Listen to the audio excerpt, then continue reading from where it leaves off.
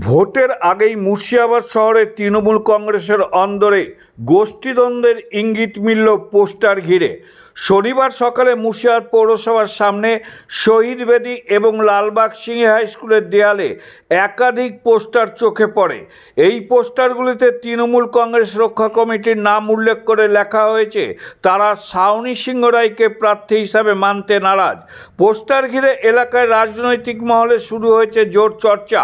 স্থানীয়দের মতে ভোটের আগে এমন পোস্টার সামনে আসায় তৃণমূল কংগ্রেসের অন্দরে মতভেদের বিষয়টি প্রকাশ্যে চলে এসে জানা গেছে যার বিরুদ্ধে এই পোস্টার পড়েছে তিনি একসময় মুর্শিদাবাদ বহরমপুর সাংগঠনিক জেলা তৃণমূল কংগ্রেসের সভানেত্রী, প্রাক্তন বিধায়িকা ও বিগত বিধানসভায় তৃণমূল কংগ্রেসের প্রার্থী ছিলেন এবং বর্তমানে মুর্শিদাবাদ জেলা পরিষদের কমেন্টর পদে রয়েছেন। সেই প্রেক্ষিতেই দলের একাংশের তরফে প্রকাশ্যে আপত্তি তোলা নিয়ে প্রশ্ন উঠতে শুরু করেছে রাজনৈতিক মহলে। তবে কারা এই পোস্টার লাগিয়েছে বা এর নেপথ্যে কারা রয়েছে তা এখনও স্পষ্ট নয়। ঘটনাকে কেন্দ্র করে শহরে রাজনৈতিক জল্পনা আরও বাড়ছে।